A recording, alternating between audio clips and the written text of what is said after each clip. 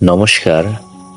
আজ আমরা কথা বলবো বৈশাখ মাসের অক্ষয় তৃতীয়া নিয়ে।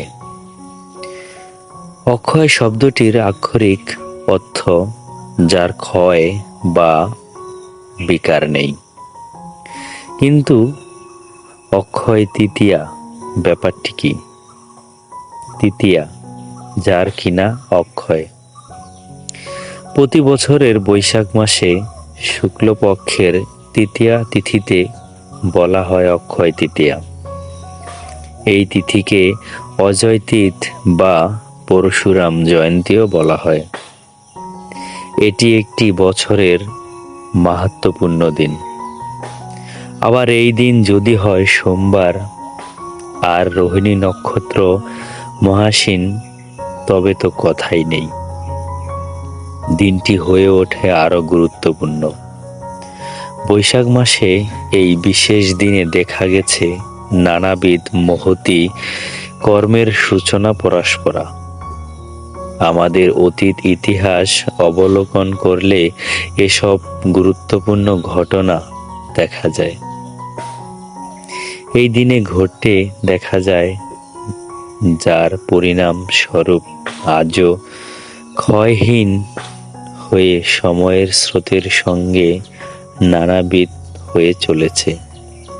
তাই অবহমান কাল থেকে এই দিনে অনুষ্ঠিত যে কোনো শুভ কার্য অনুষ্ঠানের পূর্ণ ফল অক্ষয় বলে ধার্য হয়। অক্ষয় তৃতীয়া আখ্যা এই সমর্থক। এই তিথি যে বাস্তবিকই অক্ষয় তার প্রমাণ স্বরূপ আমরা কিছু উদাহরণ আপনাদের মাঝে তুলে ধরেছি। 1. এই তিথিতে সত্যযুগের সূচনা হয়। 2 নম্বরে, এই তিথিতে পুণ্যতয়া পুণ্যশালিতা ভাগ্যদেবী গঙ্গা মর্তে অবতরণ করেন। তারপর থেকে নিরবচ্ছিন্নভাবে অক্ষয় জলধারা এই ভূমিধমেতে ধাবিত হয়, যার ফলে যত পাপনাশী আসে এই নদীরূপে প্রবাহিত হয়। 3 নম্বরে, ভগবানের 10 অবতারের অন্যতম ষষ্ঠ অবতার পরশুরাম দেব এই তিথিতে আবির্ভূত হন। তিনি তো চিরঞ্জীবী, অমর অক্ষয় আয়ু নিয়ে আজও মত্তচারী। তাই এ তিথির আরেক নাম পরশুরাম জয়ন্তী। 4 নম্বরে, এই তিথিতেই ব্যাসদেব মহাভারত রচনা শুরু করেন। মহাভারতের মধ্যে 25 থেকে 42 পর্যন্ত 18 অধ্যায় গীতায় ভগবান শ্রীকৃষ্ণের বাণী রয়েছে, যা অত্যন্ত এবং কি অনন্তকাল হতে আমাদের ভবসাগর উত্তোলনের অক্ষয় পথ প্রদর্শন করেন।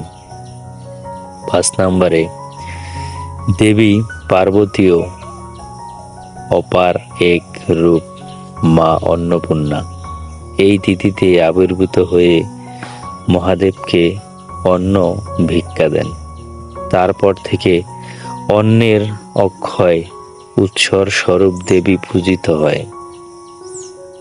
এই তিথিতেই ভগবান কৃষ্ণের পরম সখা সুদামা বিপ্র দ্বারকাতে তার প্রসাদে আসেন। নিজের দারিদ্র অবস্থার কথা জানিয়ে কিছু অর্থ সাহায্য লব্ধ হতে, কিন্তু অতিথি দেব ভব এবং ব্রাহ্মণ নিত্য পূজ্য। এই জ্ঞানে শ্রীকৃষ্ণ বিপ্র সুদামাকে যে আতিথেয় করেন তাতে মুগ্ধ হয়ে সুদামা তার নিজের দৈব ব্যবস্থার কথা মুখে ফুটে বলতে পারেননি। এমনকি শ্রীকৃষ্ণের প্রসাদে সম্পদের বৈভব দেখে তার জন্য আনা কাপড়ে বাঁধা সামান্য জল ভাজা টুকরো লজ্জায় আর দিতে পারেনি সুদামা। এরকম ভাবে হাজারো প্রশ্ন, হাজারো প্রশ্নের উত্তর এই বৈশাখ মাসের অক্ষয় তৃতীয়াতে বর্ণনা করা হয়েছে। তাই এই বৈশাখ মাসের অক্ষয় তৃতীয়া আমাদের জন্য অত্যন্ত পুণ্যবান এবং কি খুব গর্বের একটি দিন। এই দিনে হাজারো মুনি ঋষি, হাজারো দেবদেবী আমাদের মাঝে তাদের পুণ্য বার্তা পৌঁছে দিয়ে থাকেন।